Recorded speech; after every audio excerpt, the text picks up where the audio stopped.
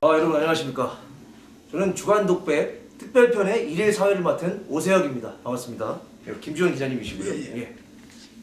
조형현입니다. 반갑습니다. 먼저 김주현 기자님에 대해서 소개를 드리면은 1986년에 한국일보에 재직하실 당시에 월간 말지라는 잡지가 있었습니다. 그 잡지 9월호에 584건의 보도 지침 자료를 제공해서 정부가 각 언론사로 지침을 시달해서 언론을 통제하려고 했다는 사실을 폭로함으로써 처음으로 그 사실을 알리셨습니다. 저는 연극 보도 지침의 작가이자 지난 시즌에 연출이었는데 이번 시즌에서는 작가로만 참여를 했었고요. 기자님께 묻고 싶었던 질문들이 있어가지고 좋습니다. 이 시간을 빌어서 여쭤보겠습니다. 저희 대본에 그런 대사가 나오지 않습니까? 선배님 왜 그랬어요? 괜찮으셨어요? 라는 대사가 나오는데 이 질문을 제가 실제 주역이신 이 김주현 기자님께 한번 드려보도록 하겠습니다. 그때 왜 그러셨으며 괜찮으셨는지. 그래도 대학 다닐 때부터 좀 민주주의나 청문회 꿈을 품고 그 언론사에 들어가서 좀 사회를 바꿔보겠다는 그 생각을 가지고 있었는데 실제로 들어가 보니까 정부로부터 언론이 엄청나게 통제를 받고 있던 시절이었기 때문에 이거는 누구한테라도 좀 국민들한테 알려야 되겠다, 널리 알려야 되겠다 그런 생각이 있었고요. 특히 이제 제가 대학 다닐 때 학생 운동하다가 동료 친구들이 그때도 이제 제야에서 민주운동을 하는 사람들이 많았어요. 그 사람들에 대한 불체의식 같은 것들이 상당히 있었다. 뭐 그렇게 말씀을 드릴 것 같습니다. 그럼 기자님께서는 그런 마음을 먹으시기까지 되게 좀 상당히 기자님께서 좀 오랜 시간이 좀 걸리셨습니다. 제가 이제 신문사에 있을 때 그 당시에는 편집부에 있을 때 이제 보도지침을 보기 시작을 했죠. 그때부터 처음에는 이 보도지침이 뭐 한 건이나 두 건씩 내려오는 줄 알고 모아놓은 철이 없는 걸로 생각을 했었는데 나중에는 그 보도지침을 갖다가 쫙 기록을 해가지고 모아놓은 철을 봤어요. 그래서 그걸 같이 폭로를 하기로 그렇게 생각을 했었는데 그 친구들한테 이런 사실이 있었다. 그걸 다 보여주고 국민들한테 알려야 되는데 알릴 방법이 뭐가 없겠느냐 라고 생각했을 때 그때 있었던 잡지가 말기였었고요. 75년도에 있었던 동아일보하고 조선일보에서 쫓겨난 기자들이 있었잖아요.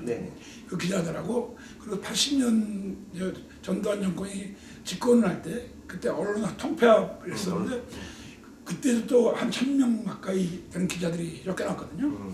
그 쫓겨난 기자들이 중심에서 만든 민원협의라고 민주언론협의라는 그 단체가 있었는데 거기에서 내는 잡지였어요. 뭐 일부에서는 왜 그런 사실을 알고 있으면은 한국일보에서는 그걸 보도를 못하느냐라는 식으로 말씀하시는 얘기를 하는 사람들이 많은데 신문이 자기들이 통제받고 있는데 그걸 또 보도할 수 있는 그런 역량이나 용기 같은 것들이 없었다고 봐야 돼요. 저는 사실은 이제 80년도에 태어났었고 학번으로 따지면 2000년도 학번이었는데 몇 년 전에 이 보도지침의 대본을 썼으면 좋겠다는 제안을 받고 열심히 이제 공부를 해본 다음에 좀 사실 좀 겁이 났었습니다. 왜냐면 사실 좀 많이 좀 두려움이 있었었는데 제가 이제 기자님에 대해서 좀 많이 이제 공부를 하다 보니까 제가 마음을 먹었던 계기가 그 당시 제가 그 제안을 받았던 나이가 그 당시 기자님이 보도지침을 폭로하셨던 그 나이와 거의 같더라고요.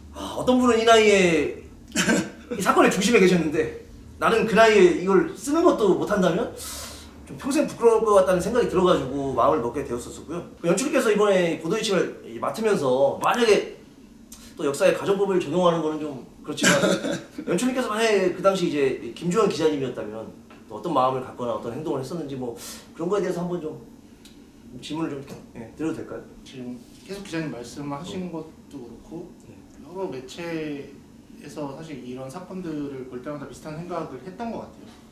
나름 저렇게 할 수 있을까? 그 상황이 돼보지 않으면 사실 잘 모르는 거니까 다만 앞으로 그런 마음을 갖고 살아야겠다. 이제는 이 공연을 했기 때문에 그런 용기 있는 행동을 하지 않으면 맞습니다.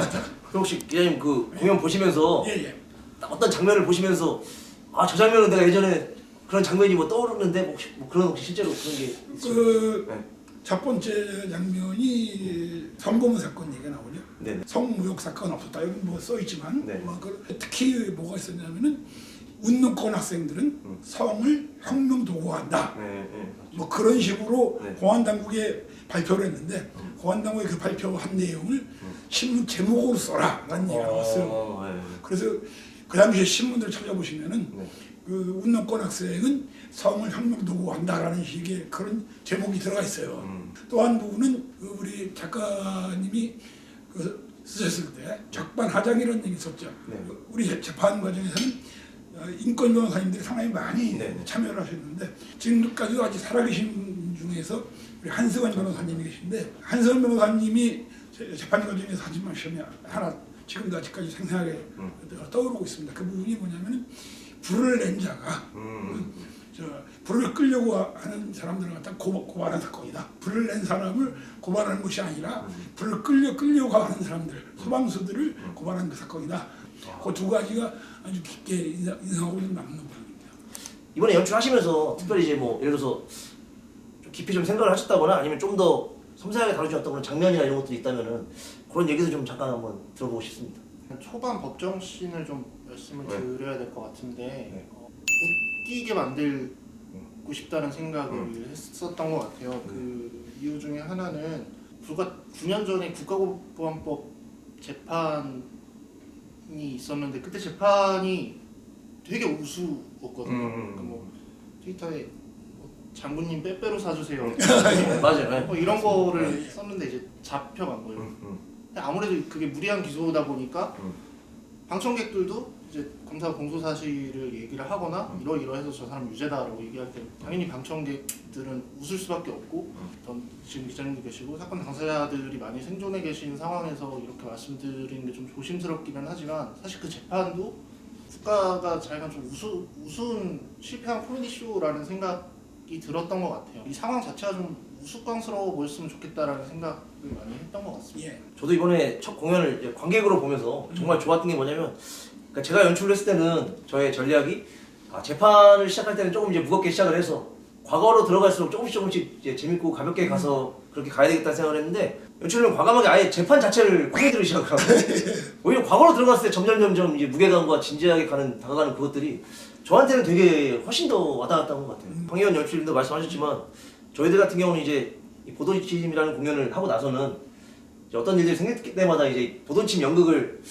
약간 저희의 지침으로 삼아서 이 기준에 맞춰서 어디로 가야 될지 항상 좀 정해야 되는 그런 때가 된 것 같고요. 저희 연극에 나온 대사 중에 이제 자네들은 어디로 갈 건가 이런 대사가 있는데 김종환 기자님께서는 이제 언론인으로서 이제 예전에도 되게 많은 활동들 하셨지만 이제 다음의 길은 또 어디가 되시는지. 그 60대 후반 예. 때니까 앞으로 뭘 어떻게 하겠다라는 식의 이야기를 하기가 좀 쑥스럽기는 하죠. 네. 그렇지만 이제 언론 우리 현실을 보면은 아직도 국민들이 많은 국민들이 바라는 게 언론을 개혁해야 한다는 그런 그 의지가 또 상당히 강하지 않습니까? 네. 그 소위 말해서 가짜 뉴스랄지 아니면 허위 조작 정보랄지 그런 것들이 많이 난무하는 세상이 되다 보니까 결론은 아직도 언론은 바뀌어야 할 부분이 계속 또 많다.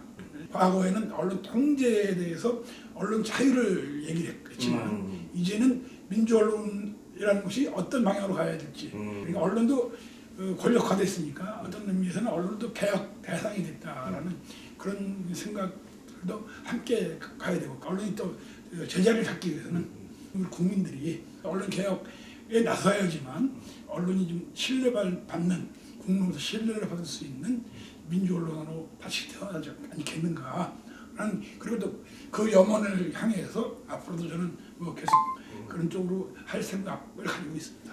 저희 황희원 연출님께서는 이제 보도지침 연출을 마치시고 이제 앞으로의 갈 길은 또 어디로?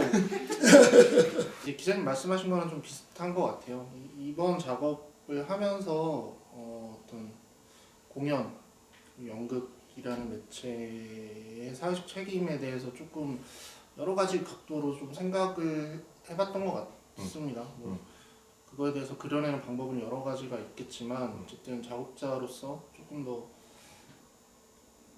책임감을 가지고 뭐 임해야겠다. 저 같은 경우는 이제 말씀드린 것처럼 이제 이 보도지침이 시즌이 거듭되면서 제 생각도 점점 이렇게 좀 더 깊이 들어가는 것 같은데 맨 처음 이제 초연을 했을 때는 되게 단순하게 이제 말을 하지 못하게 억압하는 것에 대해서 집중을 했지만 두 번째 시즌에서는 서로 각자의 말을 너무 많이 해서 그 말 중에 어떤 것을 고를 것인가에 대한 생각을 했던 것 같습니다. 어떤 선택이나 판단을 할 때마다 이 보도지침이라는 이 공연이 저에게 어떤 계속 근거와 기준점을 좀 제시하는 게 있어가지고 이제 와서 생각해보면 진심으로 이제 이 공연을 만들어주신 모든 제작사와 모든 분들과 그리고 이제 특히 그 당시에 그 중심에 계셨던 선생님한테 정말 진심으로 좀 감사를 좀 드리겠다는 말씀을 늘 드리고 싶었지만 이 자리를 빌어서 한번 드리도록 하겠습니다. 제가 영광이죠. 이 보도지침 사건을 역사에 묻힐 그런 사건인데 그걸 또 끄집어내 가지고 새롭게 이 해석을 해서 또 이 세상에 내주시고 그걸 통해서 또 저도 과거의 그 사건을 다시 일깨우고 또 그 내용을 새롭게 해석해 주신 우리 연출님하고 그리고 또 연극을 사랑하시는 우리 인사이트를 포함한 제작진들하고 또 연극을 보러 오신 우리 관객들하고 같이 나가는 것이 바로 함께 나아가는 것이 우리 문화예술계나 연극을 더 활성화시키는 그리고 또 우리 사회가 좀 더 나은 방향으로 나아갈 수 있는 그런 지름길이 되지 않겠는가 생각을 합니다. 관객 여러분께 혹은 어떤 분들을 향해서 선생님께서 마지막으로 하시고 싶은 말씀이 있으시면 좀 뭐 독백처럼 연극처럼 하지는 못하고요.